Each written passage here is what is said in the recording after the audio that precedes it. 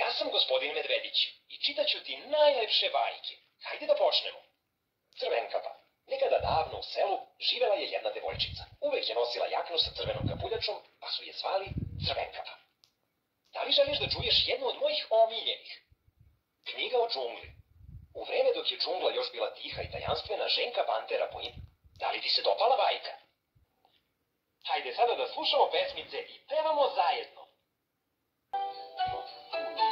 1, 2, 3, 4, 5, 6, 7,